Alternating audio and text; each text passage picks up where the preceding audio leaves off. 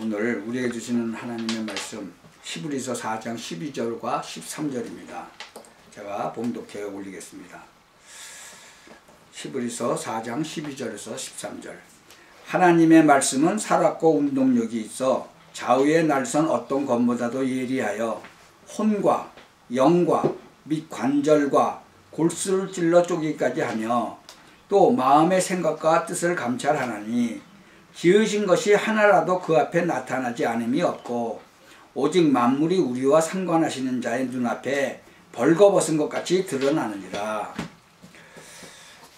오늘은 하나님의 말씀이라는 제목으로 오늘 말씀을 듣기를 원합니다. 이 히브리서 4장 12절을 통해서 하나님께서는 우리에게 진짜로 말씀을 주시는데 하나님의 말씀은 살아있고 운동력이 있다는 거예요. 좌우의 날선 어떤 것마다도 예리해서 혼과 영과 및 관절과 골수를 찔러 쪼개기까지 한다. 영혼은 눈에 안 보이는 거잖아요.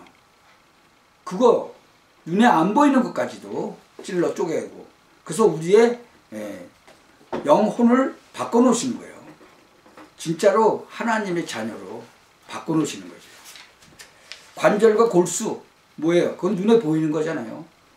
그 육신의 질병도 그래서 낫는 거예요. 우리가 이 하나님의 말씀인데 오늘 제목이 하나님의 말씀. 우리가 계속 뭐 하나님의 주권에 대해서 그 다음에 또 하나님의 방법에 대해서 하나님의 역사에 대해서 들었죠. 계속. 근데 오늘은 하나님의 말씀이에요. 하나님의 말씀은 어떻다고요? 살았고 운동력이 있다는 거예요. 이 이사야 40장 8절도 보면은 뭐라고 돼 있어요? 풀은 마르고 꽃은 시드는데 우리 하나님의 말씀은 영영이 서리라 하라. 하나님의 말씀은 영영이 선다는 거예요.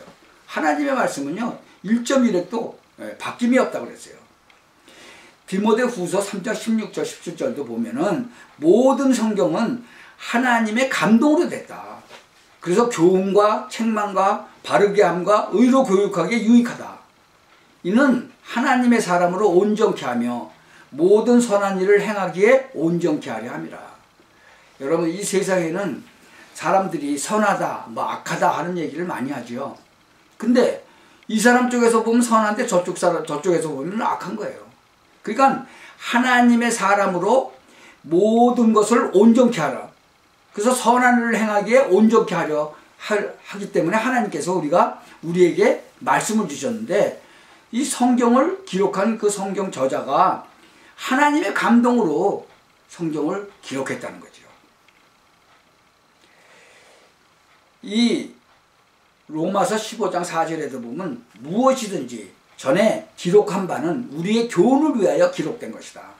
우리로 하여금 인내로 또는 성경의 안위로 소망을 가지게 합니다. 이 성경 말씀을 우리한테 주신 것이요. 진짜 이 하나님의 말씀을 우리에게 주셨잖아요. 그래서 이 말씀을 주신 것에 대해서 계시록 1장 1절부터 3절에 보면요. 이 예언을 읽는 자, 또 듣는 자, 그 가운데 기록한 것을 지키는 자가 복이 있다고 그랬어요. 여러분, 하나님의 말씀을 읽고 듣고 지키는 자가 복이 있다는 거죠. 하나님이 왜 우리에게 말씀을 주셨어요? 우리에게 복을 주시려고. 그리고 이 땅에 사는 동안에 정말로 하나님이 주시는 축복과 권세를 마음껏 누리도록 하나님께서 우리에게 하나님의 말씀을 주셨단 말이죠. 근데 이 말씀이 살아서 진짜 우리의 영혼과 관절과 골수까지 찔러 쪼개는 그런 말씀이라는 거죠.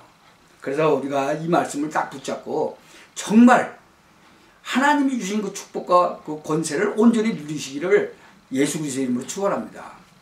이 창세기 22장 1절부터 20절에 보면은 그렇게 나이가 들어서 진짜로 부인이나 남편이나 나이가 들어서 애를 못 낳는데 그 애를 주겠다고 하신 그 하나님이 그 말씀대로 그 이삭을 주셨잖아요. 근데 그 이삭을 번제로 드리라고 그러니까 3일 길을 갖다가 걸어가는데 우리 뭐 작심삼일이라고 그러잖아요. 3일만 지나면 뭐 아무리 그 약속을 해도 깨지잖아요. 근데 아브라함은 아무 근심 걱정 없이 그냥 갔어요. 왜? 하나님의 말씀을 그냥 굳게 믿었거든요. 이삭을 죽이려고 칼을 들고 찌르려고 할 때도 아주 두려움이 없을 줄 알았어요. 왜 그래요? 하나님을 믿었기 때문에. 죽여도 다시 살리실 하나님을 믿었다는 거죠. 왜? 하나님의 말씀이 네 후손 이삭을 통해서 전하에 진짜 많은 후손들이 생겨나게 할 것이다. 그 말씀을 믿었다는 거 아니에요. 여러분, 하나님의 말씀을 읽고 듣고 지키는 자가 복이 있다 그러니까 하나님의 말씀을 열심히 읽고 듣고 지키시길 바랍니다.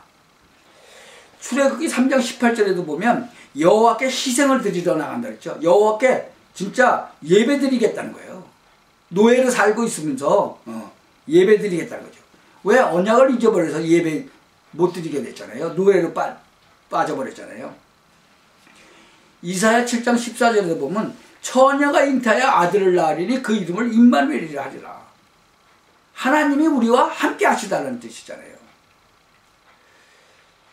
그 말씀이 신약에 와서 마태복음에 그대로 실현되잖아요. 그 임마누엘의 그 하나님이 육신을 입고 이 땅에 오신 성자 예수님, 성자 하나님이 되자는 거예요.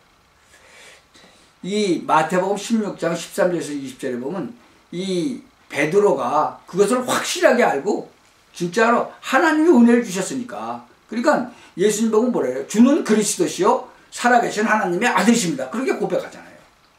우리가 이 하나님의 말씀을 그냥 우습게 생각하면 안 돼요. 그 우습게 생각하던 사람들이 어떻게 됐어요? 하나님 말씀을 노아가 방주 만들 때 그 사위들은 농담으로 여겼다가 다 물에 빠져 죽었잖아요. 여러분, 우리가 이 진짜 영적 지식, 호세아 4장 6절을 보면 영적 지식이 없어 망한다 그랬어요. 영적 지식이 없어서 내 백성이 지식이 없으므로 망하는 거다. 그게 무슨 지식이에요? 이 세상 지식이 아니에요. 영적 지식을 말하는 거예요. 네가 지식을 버렸으니 나도 너를 버려 내 제사장이 되지 못하게 할 것이요, 네가 내 하나님의 율법을 잊었으니까 나도 내 자녀들을 잊어버리리라. 이게 얼마나 무시무시한 얘기예요. 네가 이 영적인 하나님의 말씀을 버렸으니까 제사장도 되지 못하게 하고, 네가 하나님의 율법, 하나님이 주신 율법 있잖아요. 하나님의 말씀 있잖아요. 그거를 잊어버렸으니까 나도 내 자녀들을 잊어버리겠다는 거예요. 여러분, 이 영적 지식이 없으니까 어떻게 돼요? 영적 문제가 오는 거예요. 하나님을 떠난 이 인간이 하나님의 말씀을 모르고 사니까 어떻게 돼요? 영적 문제가 계속 오는 거죠. 하나님이 우리를 영적인 존재로 만드셨는데 영적으로 죽어버렸잖아요. 그래서 예수님이 이 땅에 오신 거예요. 다시 살려내시기 위해서. 그래서 누구든지 그 예수님을 믿으면 하나님의 자녀되고 영적으로 살아나는 거죠. 우리들의 삶이 살다 보면요, 여러 가지 일이 있어요. 여러 가지 사건도 일어나고, 그러면 그 사건 속에서 해답을 찾을 수가 있는 거죠.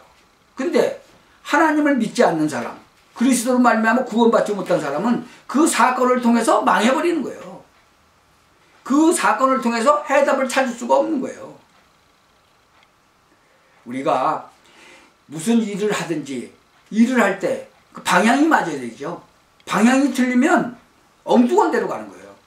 여러분, 길을 놓고 잊어버렸을 때 방향을 놓치면 동쪽으로 갈 걸 서쪽으로 가면 점점 먼 데로 가버리는 거죠. 하나님께서 우리에게 방향까지도 다 정해주시는 거예요. 그리고 여러분이 살아가는 동안에 전문성까지도 다 주시는 거죠. 그래서 우리가 그것을 찾아내서 하나님께 영광 돌릴 뿐만 아니라 우리가 세상에서도 이 성공적인 삶을 살게 되는 거죠. 그래서 우리가 이 모든 것이 삶하고 하나님의 그 말씀하고 일치되는 그런 순간이 오는 거예요. 강단의 말씀, 나와 현장이 딱 일치가 돼야 되는 거죠. 그래서 우리가 꼭 기억을 해야 될 게, 하나님의 주권을 우리 삶 속에서 100% 인정해야 되는 거예요. 그리고 진짜 모든 영적 문제를 해결하신 그 그리스도, 그게 바로 하나님의 방법이거든요. 그리고 이제는 우리 안에 성령으로 와 계신 그분이 하나님의 역사 아닙니까? 근데 그분은 하나님의 말씀을 통해서 우리에게 방향을 또 주시는 거예요. 그래서 여러분들이 정말 이 삶 속에서 이 모든 해석을 복음적으로 하셔야 돼. 하나님의 말씀 성경 속에 완전히 복음이잖아요. 구약 신약을 통해서 모든 것을 깨닫는 게, 또 아는 것이 어린아이와 같이 되면 안 돼요. 이제는 장성한 믿음으로 나가야 되는 거죠. 그래서 성경을 보는 눈도 전도의 관점으로 보고, 이 세상에 살아갈 때 모든 일어나는 사건도 전도의 방향으로 보셔야 돼요. 그리고 그런 모든 사실을 사실적으로 기도하셔야 돼. 가지고. 그래서 하나님께 영광 돌릴 뿐만 아니라 그 하나님의 말씀이 정말 살았고 운동력이 있고, 정말 우리의 영과 혼과 관절과 골수까지 찔러 쪼개고 우리의 모든 마음과 생각과 모든 뜻을 감찰하시는구나, 이것을 사실적으로 체험하시면서 사셔야 되는 거예요. 그래야 여러분이 증인이 되는 거예요. 다시 한번 읽어볼까요? 하나님의 말씀은 살았고 운동력이 있어서 좌우의 날선 어떤 것보다도 예리하여 혼과 영과 및 관절과 골수를 찔러 쪼개기까지 하며 또 마음의 생각과 뜻을 감찰하라니. 우리의 마음의 생각과 뜻을 감찰하신다는 거예요. 지으신 것이, 하나님이 지으신 것이 하나라도 그 앞에 나타나지 않음이 없고, 오직 만물이 우리를 상관하시는 자의 눈앞에 벌거벗은 것 같이 다 드러나는 거예요. 사람이 파헤쳐도 다 드러나는데 하나님께서 다 드러나게 하시면 아주 벌거벗은 것 같이 다 드러난다는 거죠. 이 세상에는 거짓말을 하는 사람들이 얼마나 많아요. 그런데 그것도 나중에 다 탄로가 나잖아요. 하나님께서는 그 하나님이 지으신 모든 것이 하나라도 나타나지 않은 게 없다는 거죠. 만물이 우리를 상관하시는 자의 눈앞에 벌거벗은 것 같이 드러난다. 그래서 진짜 하나님의 말씀으로 깊이 들어가시기 바랍니다. 그리고 완전히 하나님께서 말씀을 통해서 우리한테 주신 것이 진짜 살아있는 그런 말씀이 되게 여러분의 삶 속에서 그래서 증인이 되는 그런 축복을 온전히 누리시기를 예수 그리스도의 이름으로 축원합니다. 기도하겠습니다. 전능하신 하나님, 정말 하나님께서 우리에게 말씀을 주셨습니다. 성경을 통해서 살아있는 말씀, 살아서 정말 운동하는 그런 말씀, 우리의 영과 혼과 관절과 골수까지 찔러 쪼개는 그런 말씀을 주셨습니다. 우리가 이 말씀을 통해서 우리의 정말 영혼이 살아나게 하시고, 하나님의 우리에게 주시는 그 말씀을 깨달아 하나님이 원하시는 방향으로 우리가 온전히 한 걸음 한 걸음 달려갈 수 있도록 하나님 우리에게 축복을 허락하여 주옵소서. 그래서 많은 사람들 앞에 정말 하나님의 말씀이 살아있다는 그 증거를 정말 보이는 그런 증인의 삶을 살도록 하나님 축복하여 주옵소서. 예수 그리스도 이름으로 기도하옵나이다. 아멘.